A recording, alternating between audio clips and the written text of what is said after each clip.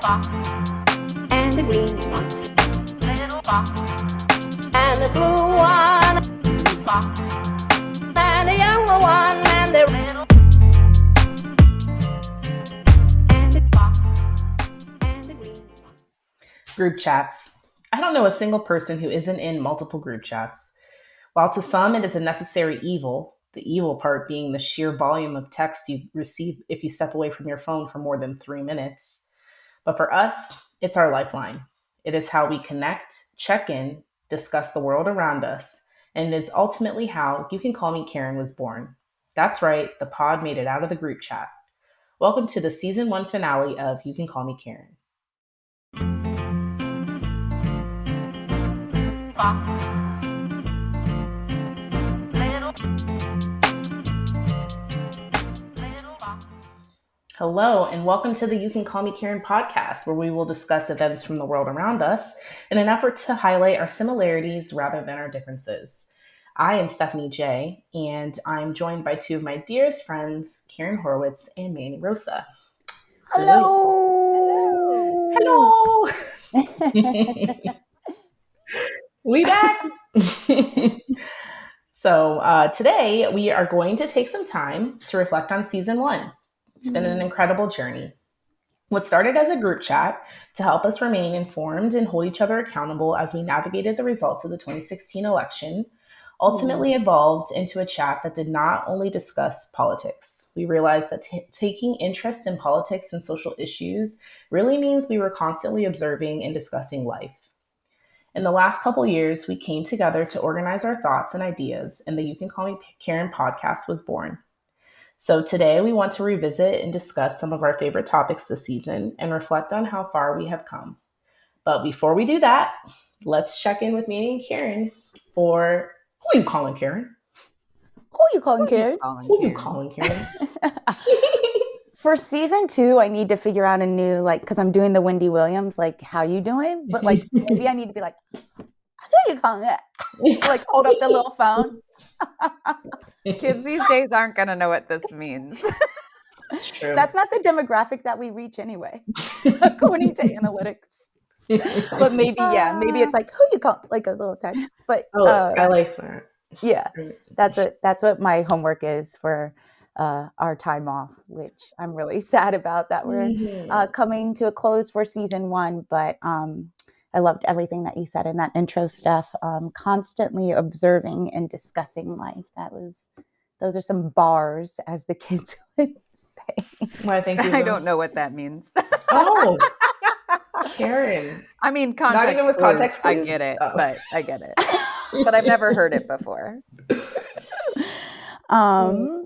So I guess I could go first with my Karen story. It's interesting that you took it all the way back to how our first group chat started. And this story is from 2019, 2020. We're going to call these central office Karens. So I got a promotion in 2019 to work in administrative offices for education. And it was a really great jump for me in my career, obviously, as all promotions are. It was really hard for me in the beginning because I have qualifications that I was used to in the classroom, but central office dynamic and rhythm is a little bit different. And around this time, there was the birth of DEI in communities and organizations. I want to say in the area that we were in, it started to pick up a little bit earlier than what the rest of the nation saw. I would say that we were in a pretty progressive area where DEI was starting to be incorporated into a lot more of the work that educators were doing than what we saw months later. So it was pretty natural. Anyway, I was on a team with 2 white women, and I had 2 bosses that we reported to. And the 2 women who were on my team were very experienced. They had been in the company or with central office for several years. And I was new to the rhythm of what central office was. So I wasn't getting as much opportunity as they were, just because I was observing. I was trying to figure out what this all means. I was in the middle of this like really big career transition. But I want to say maybe 3 or 4 months down the line, I was given an opportunity to attend a conference for Black women educators in leadership. And my boss, we had regular team meetings, and my boss presented this opportunity to me with the team. And I was excited. I, as a teacher, Steph, like I never get to travel as a teacher. So I think this conference was like somewhere like in the West Coast. So I was excited about being able to get up and leave. I was excited about being around a community of Black women. I was excited that I was going to be able to expand and learn and grow as an educator, that I was going to be able to come back and report to my team. And as I'm going through all this excitement and enthusiasm in my body, one of the women, I believe it was one of my other bosses, interrupts my inner monologue and is like, this is great, but I just want to make sure that we are considering our white allies. And the other woman, one of the women on my team, started clapping. Oh. Yes. And I wanted to bring up that story because it is currently November 10th, and we are now again at the aftermath of a monumental election with a female candidate. And we are not going to discuss the outcomes, but what we could open this up to as we talk about Karens and entitlement is what I'm kind of seeing paralleled on Threads and TikTok, and that is white women liberalism. And that story was my first, not my first, that's not it, but that story was one of the harder moments in my career of experiencing a microaggression from a quote unquote ally. And I think that as we look at these commentaries and this language that I'm seeing now on Threads regarding like the blue bracelets and like, how can you know? And that story didn't pop into my memory bubble for no reason. That story came up to my consciousness just now because I'm seeing a similar thing happening online, and I'm seeing discourse about that. And, regardless of like my emotions, I was thinking about, what I was listening back to the episode, our friendship series, episode 3, Karen, where you were talking about how there was this moment of jealousy that you had. And I was thinking about that in regards to like, wow, if only we were all so fortunate to be able to pause, or if we all had the awareness and the mindfulness to be able to pause in those moments, how I would not have had to experience that, right? Because what it signaled to me was jealousy, distrust, anything but allyship. And thinking about the cost of all of that. Like ultimately, we didn't end up going on the trip because COVID happened. I didn't end up getting to go because COVID shut down everything a few weeks later. But had their request have been granted, their jealousy would have cost our organization 2 additional plane tickets, 2 additional hotel rooms, 2 additional tickets to the event. You know what I mean? Instead of just moving out of the way. Yeah. So, and I'm just making sure I understand, like they thought that because they're allies, they should have been considered to go to the Black Woman Conference? Yes. Okay. I just wanted to just let me understand this. Just wanted to summarize. Mm-hmm. I just You heard correctly. the way that you used the word jealousy is really fascinating to me, because it's like wanting to center yourself in every situation, in every potential opportunity, not recognizing why that opportunity is in place. That opportunity is in place because you have been kept out of everything. And so you white women are jealous of, it's just so like, it's like, like you hear what this is, right? Like, it's so, it's like, I want to be the oppressed, like what, it's just, I don't know. This kind of reminds me of back in our first episode, when we were talking about labels and stereotypes, and Karen, you asked Monique and I, like, can you think of a time when like a stereotype benefited you? And there was like a big pause, and you were like, I mean, if it's a stupid question, and Monique was like, it was really funny moment. And then that's it's a stupid question. Move on. But I feel like we were like, that's when I talked about, like, I wasn't sure if my opportunity to, and not that I wasn't sure. I knew I was sure that I got to take on the hip hop department at my dance studio was not just because I was Black, but there was like that question. And so it just kind of feels like that was an opportunity. I'm Black. This is a Black educators thing. This is why I'm invited, like not why, but part of why I'm invited to go. And so, why take that away from someone in the vein of allyship?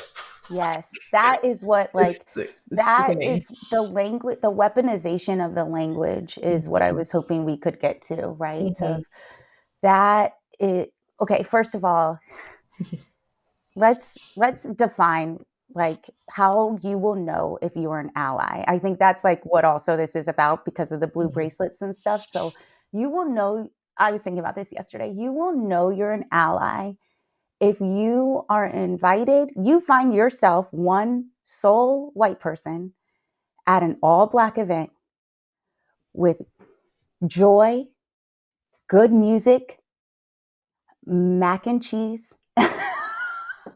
right? Some homemade cooking, the aunties, the matriarch.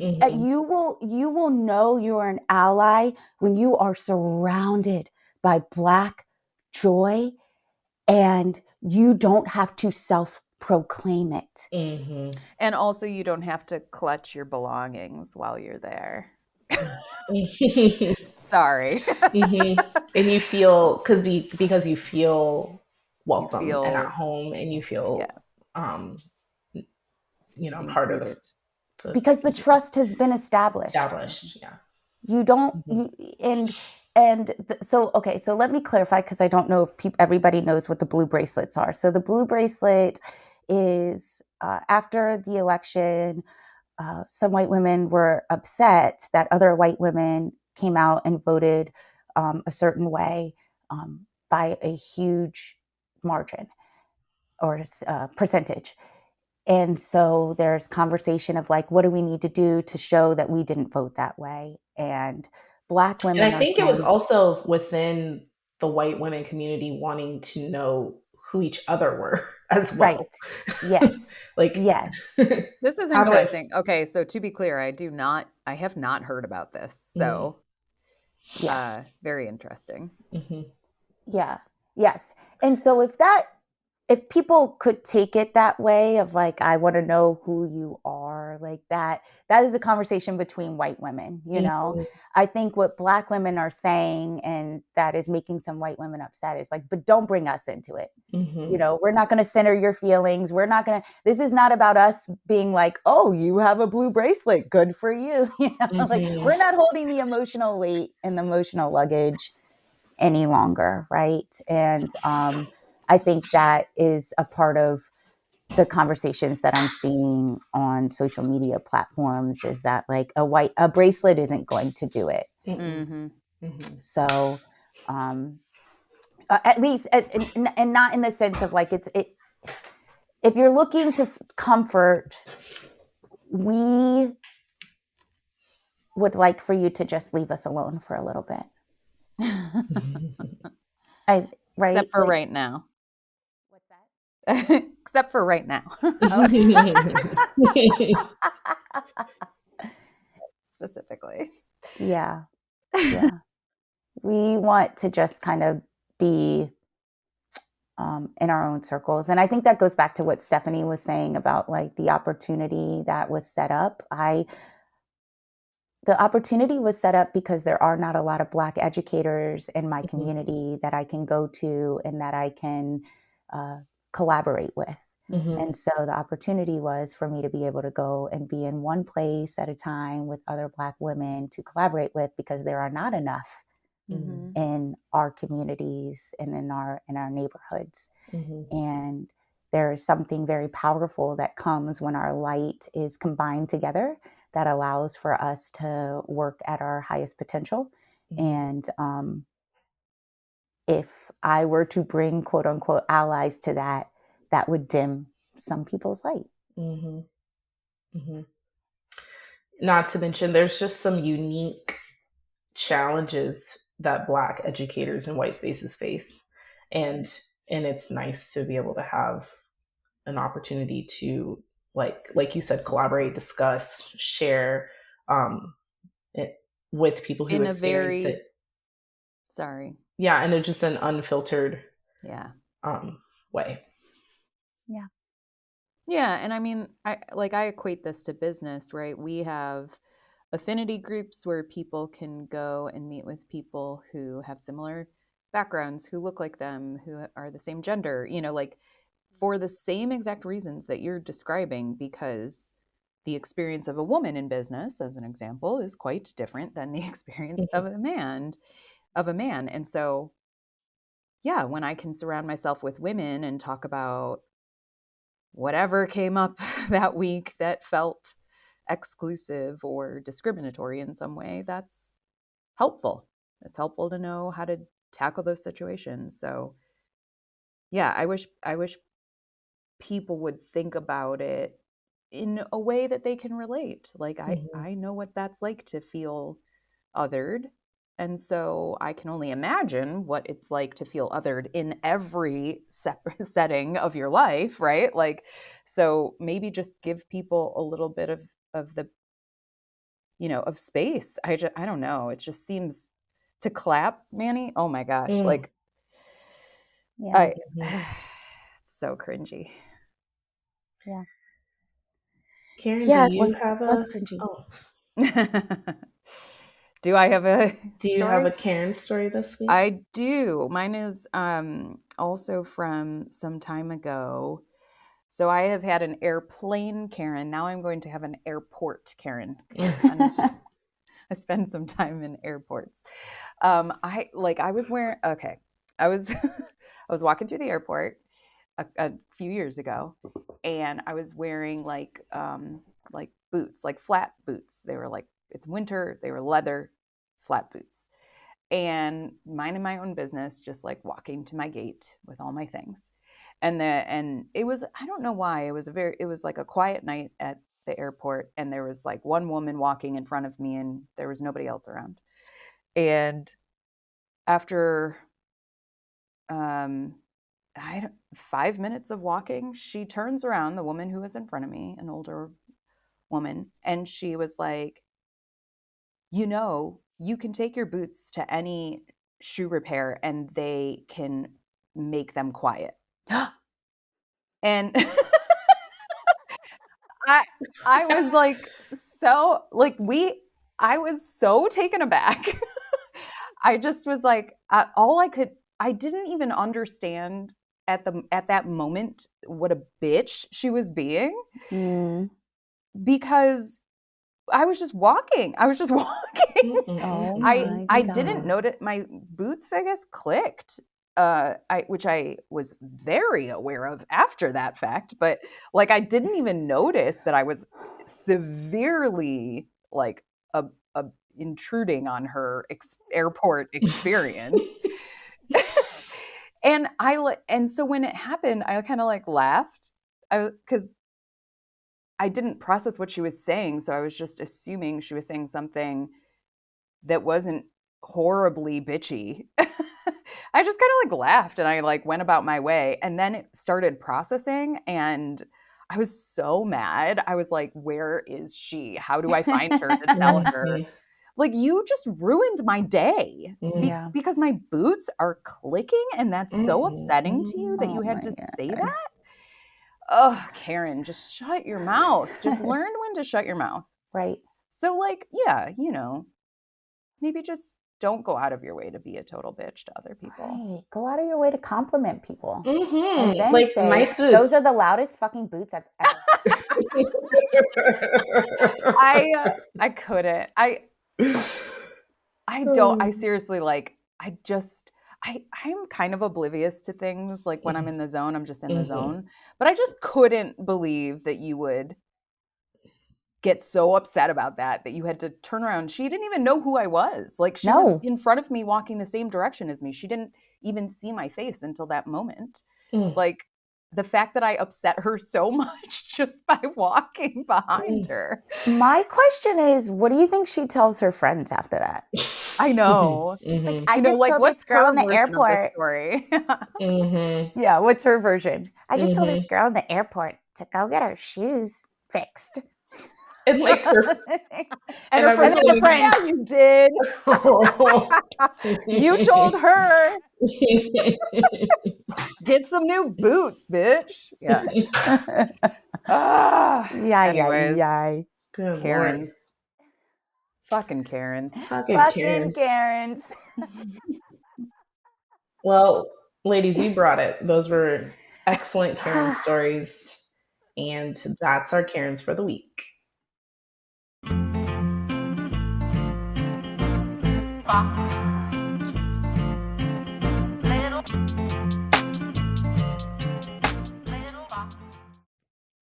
So, we're podcasters now, guys. Says the internet. Apparently so. It's weird because I'm like, anytime someone's like, so what's new? I'm like, a podcast? Like, it's like I kind of forget, or like a little thing. Just a little something, get on Apple. It's just interesting. I don't know. Anyway, this season we open with what I think is the core of our purpose, or on our discussion on labels and stereotypes, which led to our most listened to episode, Mr. Mom. We did a 3-part series on adult friendships, examining lifelong friendships, breakups, and making new friends. And because once a dancer, always a dancer, we did a 3-part series on dance through the lens of social dance and the Dallas Cowboy Cheerleaders series on Netflix. Which, by the way, I want to commend us again, just one more time, for not talking about dance team for 3 episodes of dance, and we even brought in Erica, and we still didn't. So like, there's big still ups. time. I'm just saying, we really showed a lot of restraint, and I'm just really proud of us for that. That'll be in season 2. So that's just kind of a recap of what topics we kind of hit this season.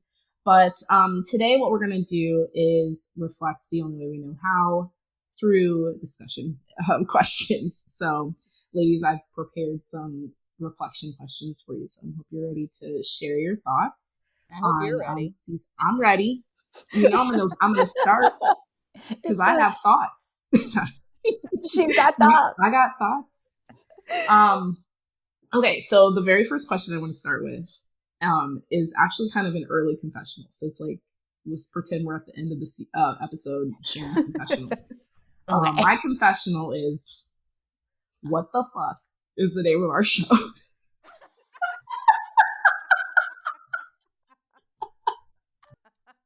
Just kidding. I know what the name it is, but I don't get Oh my God, Steph. this. Here we are, episode Here we are. 10, and Episode truth 10. comes out. And What, like, wait, what don't you get? okay, here's the thing. I got that we're called You Can Call Me Karen. We have a co-host named Karen, so obviously that makes like sense to me.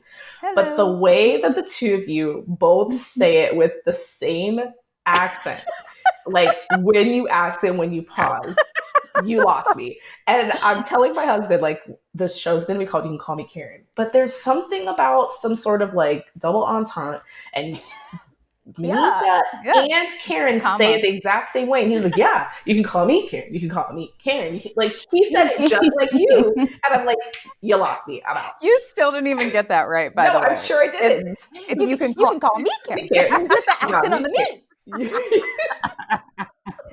You can call me Karen. If anybody is wondering, your co-host Steph does not also know.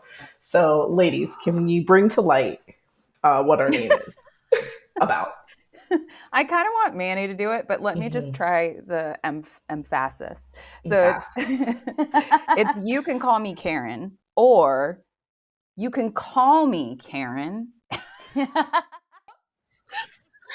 You can get it? Call me Karen. Right.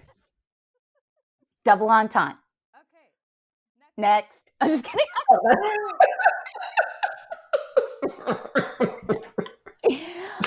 Glad we sorted that out. Actually, I really am going to end there because I want Stephanie to like just be in this perpetual like confusion. But I will say, if you want to understand it, listen to grammar. Hamilton. Yeah.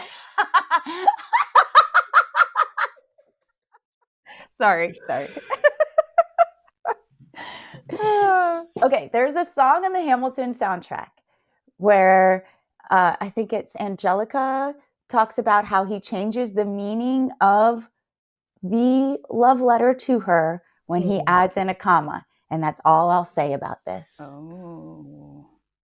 That's your homework. Cliffhanger. That's so for all my listeners too. Wow. No, we're not. We're going to keep it. Nope. Next. What's the next question? Oh.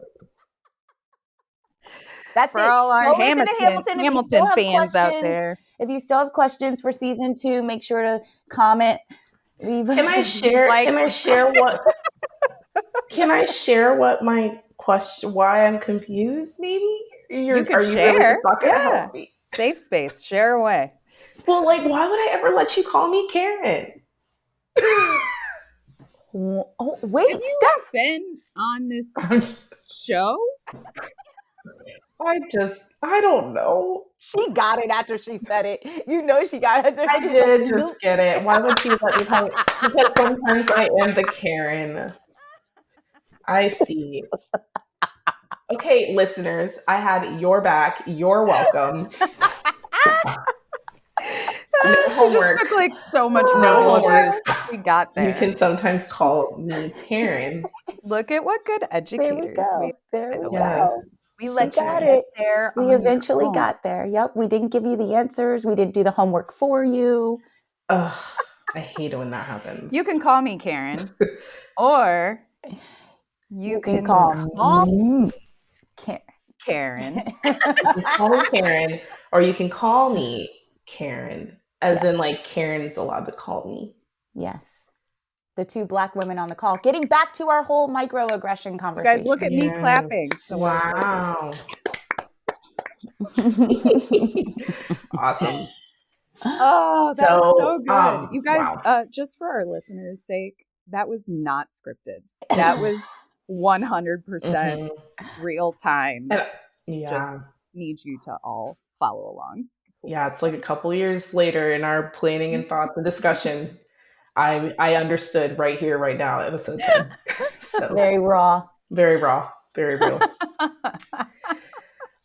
So my initial thoughts when I think back on just the creation of this pod, this season, my initial thoughts is, how the hell did we do this? I'm like, when I think about it, or I'm asking myself, like, how did we get through all of this? Like, you know, I work 2 jobs. We have a toddler. Karen's in an executive. Are you even in the country right now, Karen? I'm in Berlin.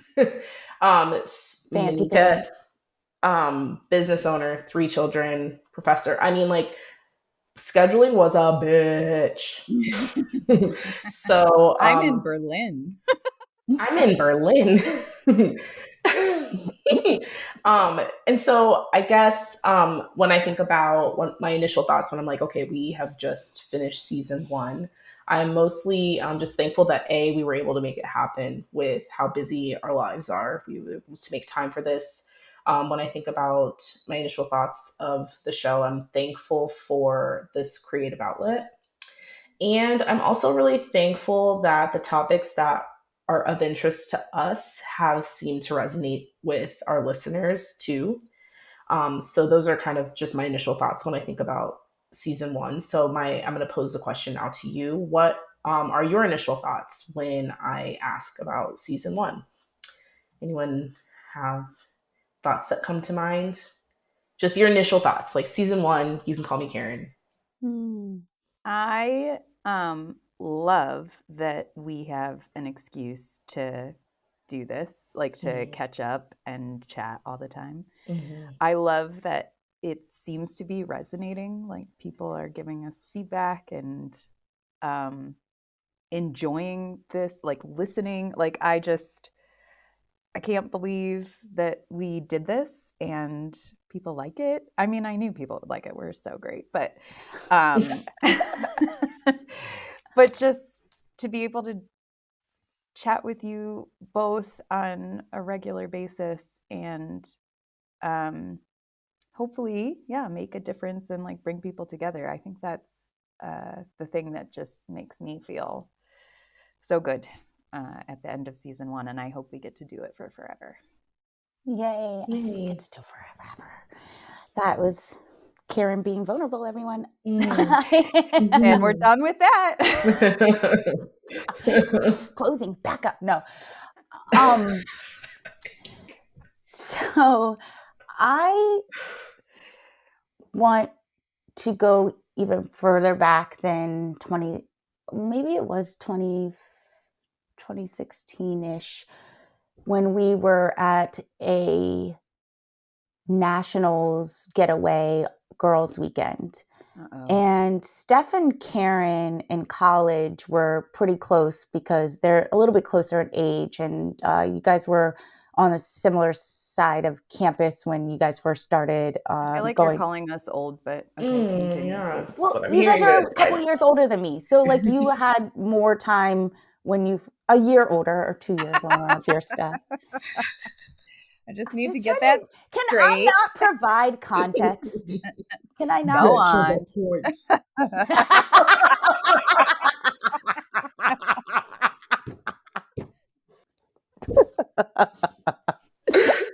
Okay, sorry.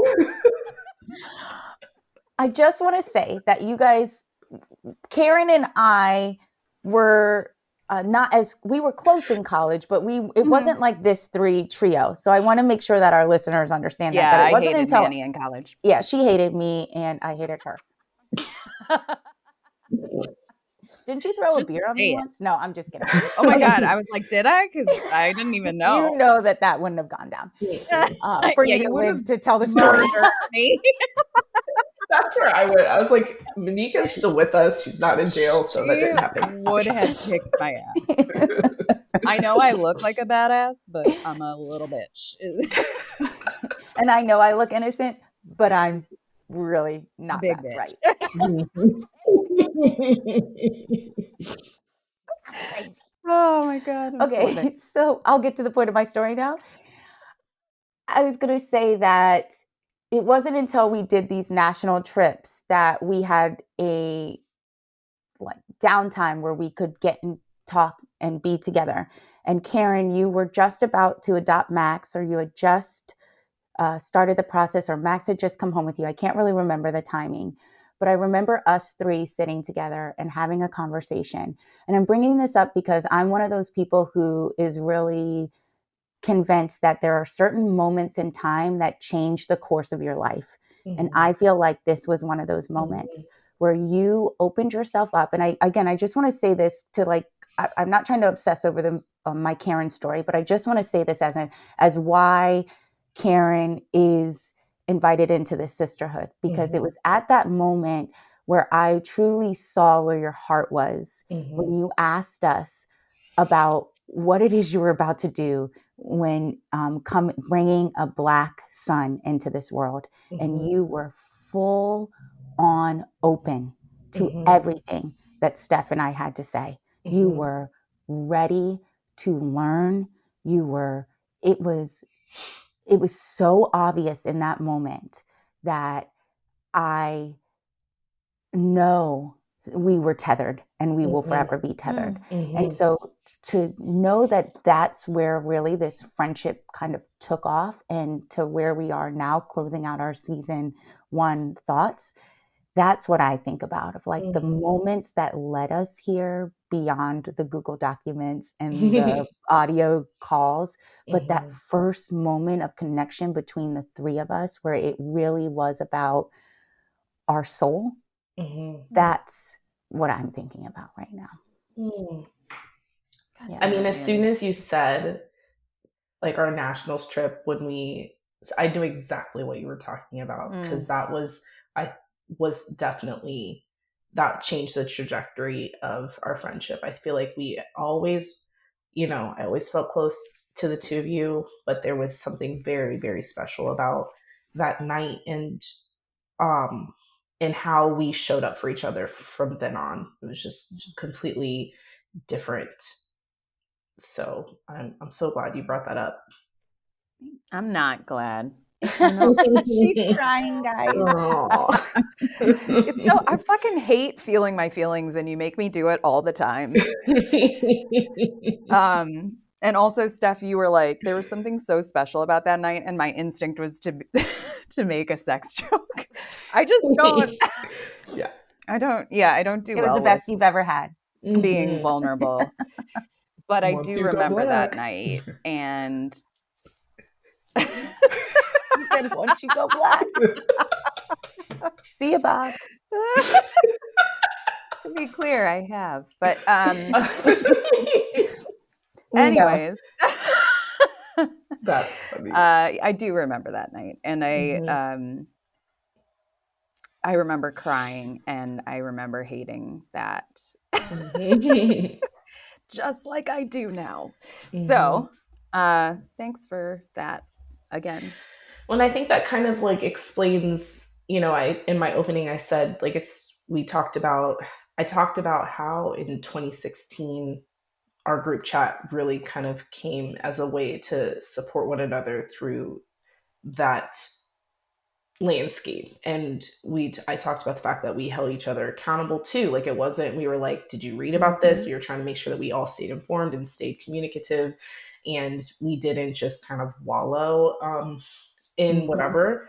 And I feel like we had the safety to do that because we had already established that we are here for each other through deep, real, meaningful life events. And I feel like I think that the conversations that we've had over the years and what we've written to each other, supported with articles and videos and all that kind of stuff, is the root of what we hoped to accomplish with You Can Call Me Karen. Yeah. Well, and I also think, I'm sorry. No, that's it.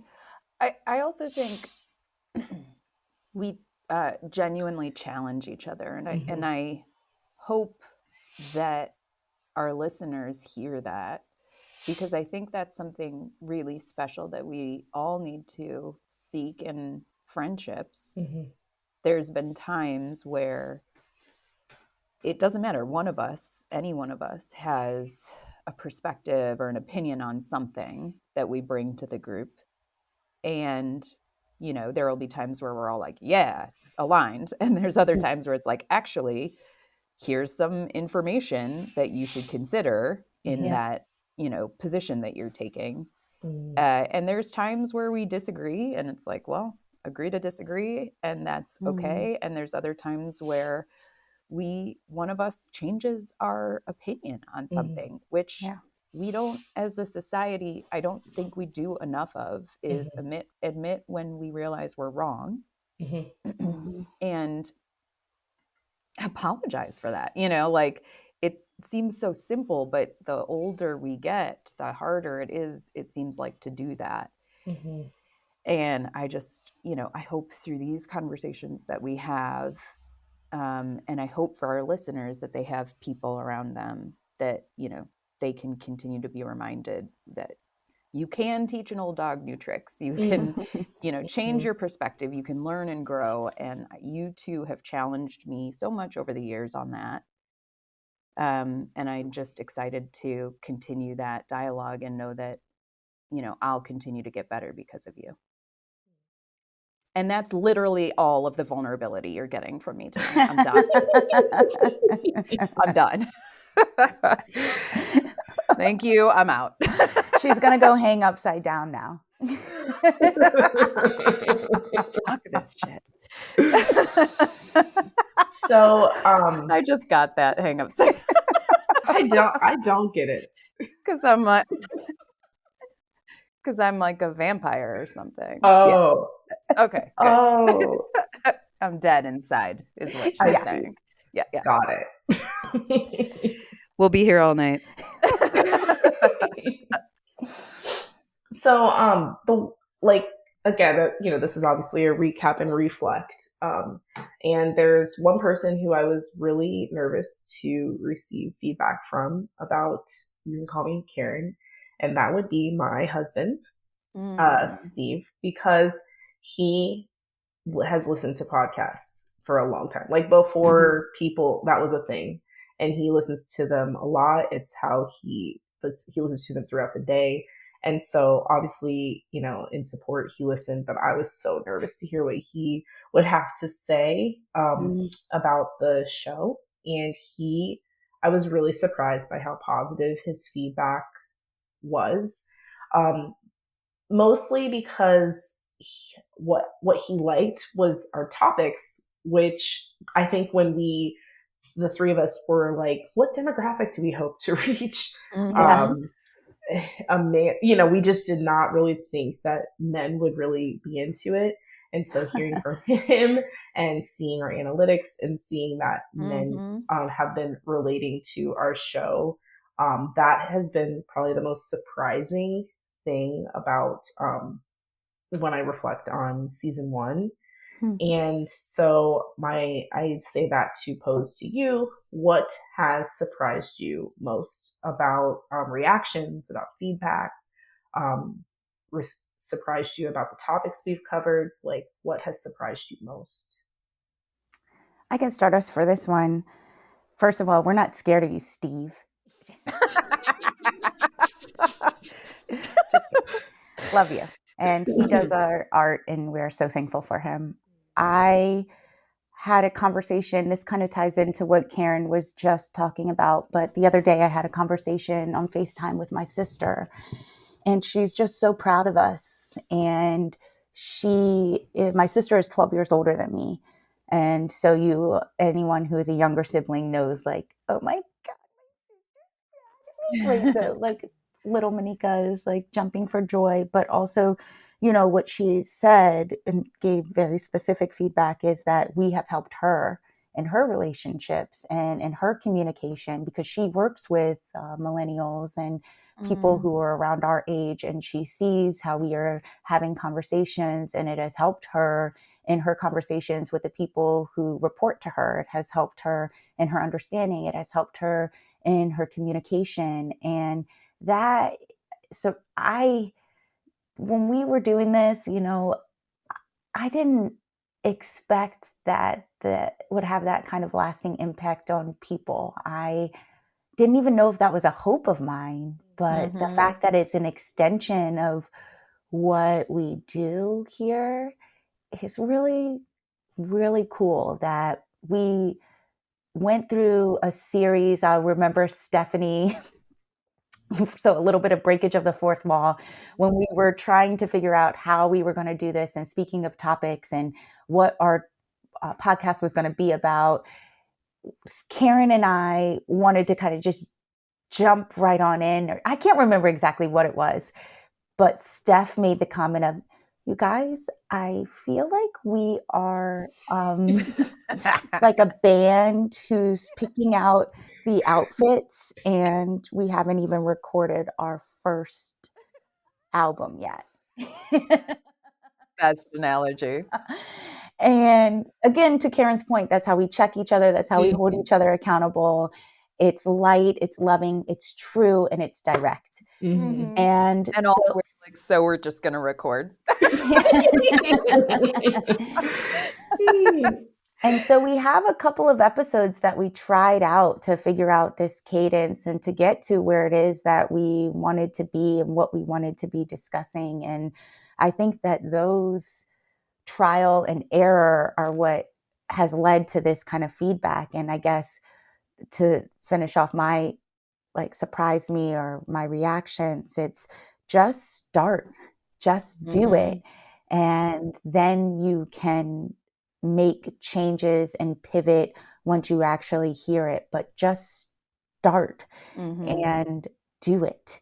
And then you can see, does this fill me up or is it depleting me? And to Stephanie's point of like, we're all busy. We all have 24 hours in a day that we are trying to cram things in. But the way that we have designed this fills me up. But it's only because we actually started and tried and made a couple of mistakes and then figured out a formula that works for each of us. So that would be, I don't know if that's like advicey or anybody who's considering doing something in the future that you're hesitant about, just freaking do it. Just do it. Yeah, I think, well, first of all, another kudos to Steve, because he was the one who told us, like, your first couple of episodes you're going to throw away because you're going to figure out some stuff and like want to redo it. And that was a helpful mindset to go in with, because then it's like, okay, we'll just figure this out. We'll take our pass at it. We'll figure out what's working, what's not. We'll tweak things and we're ready. But I do think if we hadn't taken that approach, I would have personally like gotten to a point where I was just overwhelmed and wouldn't be able to do it. And so like diving straight in really helped me just get over that hurdle of the initial fear and just get to it. Yeah, I could drag my feet forever. We all know that about me. To be clear, it did take us like a full-on year, I think, to get to the point where we started recording. So it wasn't something that happened overnight, but for sure. But I'm really glad that it did. We always talk about in work or like with my 6-year-old son, like filling your bucket, the things that give you energy versus the things that take. And this is definitely an energy giving thing. So it's very balancing for me in that respect. Yeah. I will say the one big surprise I had before we move on is like how many people have given us the feedback that it feels like they're part of the conversation with us, which I love. Even people who aren't part of our circle, who don't know us all personally. And I think that's just really neat that, people listen along. I have a woman that I work with who told me she was like listening with a glass of wine and like snapping along when she agreed with things and like commenting to herself. And I'm like, yes, I love that. That's what you want, when people are listening along, to just be engaged and feel like they're part of the dialogue, which is super cool. So that's been a fun piece of feedback we've heard a few times. I know. That's the dream right there. A feature or a staple in each of our episodes is the Who You Callin Karen stories. So I wanted to know what your favorites were. I'm going to start. My favorite Who You Callin Karen story was when Karen was telling the story of the guy at the beach with the Chad. Yes, because Chad. we were trying to figure out what to even call him. And I think like, do we call him Chad or like, and I just felt like that was like a moment when, I don't know if that was when Manny was like, wait, we don't have to reserve Karen for women. Men can Mhm. be Karens too. And, and I also like loved that story because at the end, it ended up not being the deal he made it out to be. Like when you walked it up, like Right. there were like nobody there, and it's just like I just felt like it was quintessential, and it reminded us that we don't. Karen's um, knows no gender. Karen knows no gender. But what are your favorite Karen stories? Hmm. Oh my God, I have a gajillion. I liked the one from the friendship episode where Karen was asking about whether or not to get involved in Maxwell's Mm. education or first grade like classroom with regards to his best friend being in the room with him. And I feel like, Stephanie, you do this a lot. And I think this is what attracts me to you guys as friends is in that moment, Karen opened it up of like, I don't know how to move and navigate.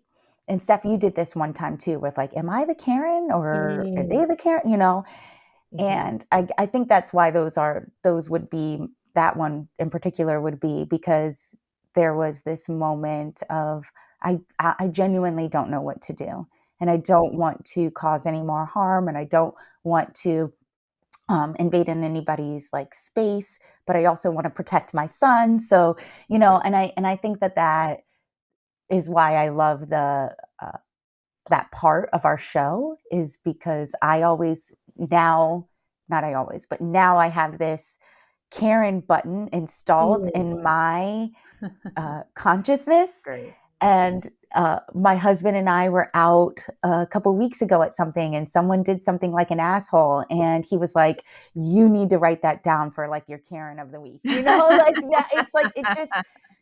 I like that it has instilled in me this awareness and this critical lens about how I, going back to your words, Steph, observe life.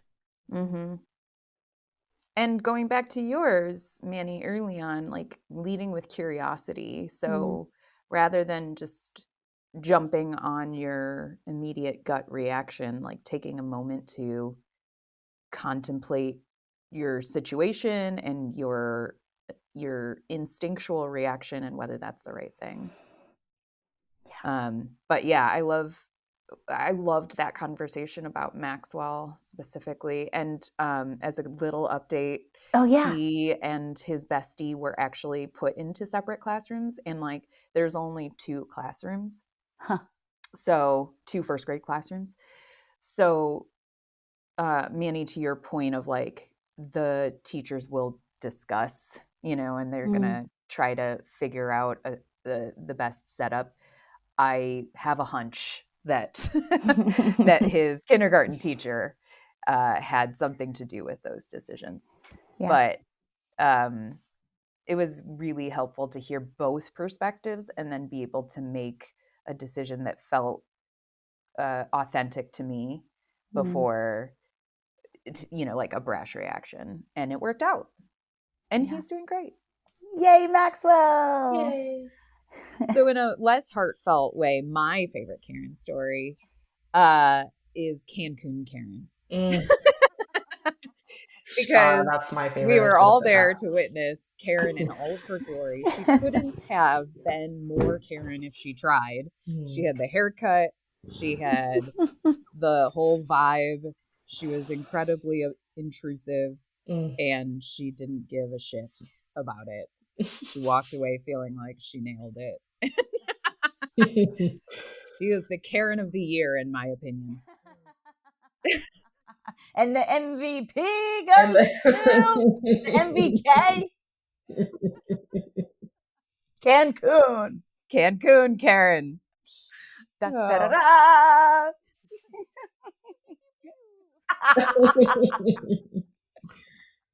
That um so I have one more question for you, and it I'm on is the edge of my seat.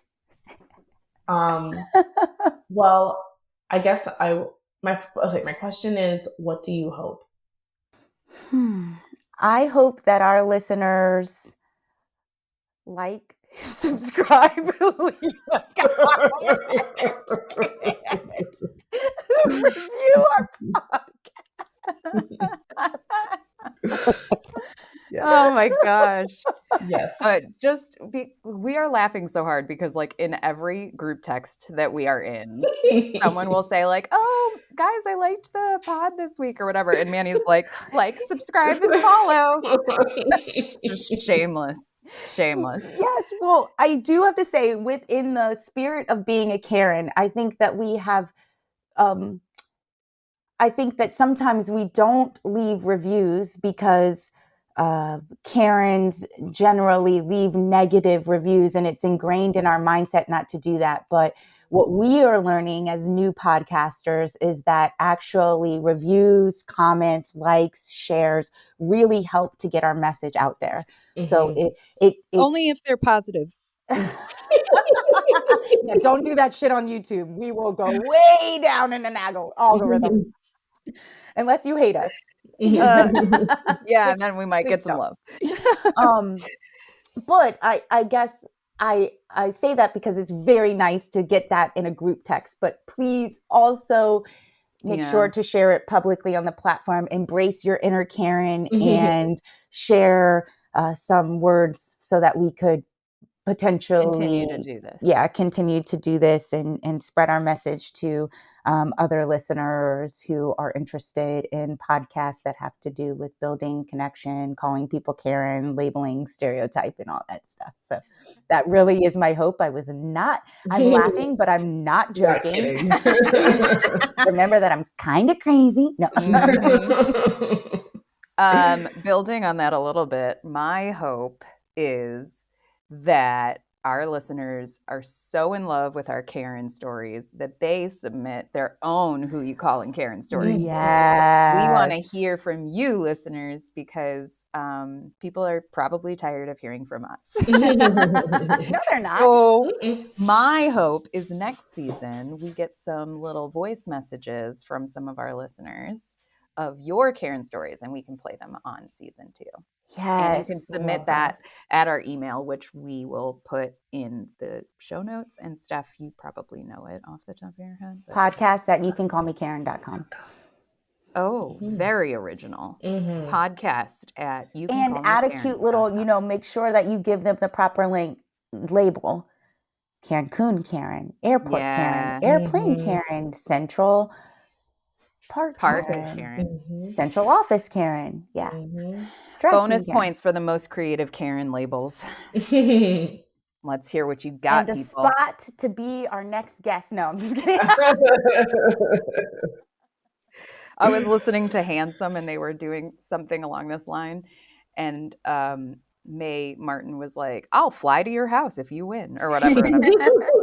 I'll fly to your house. I won't, but and you don't want me anyways. But Steph, what's your hope?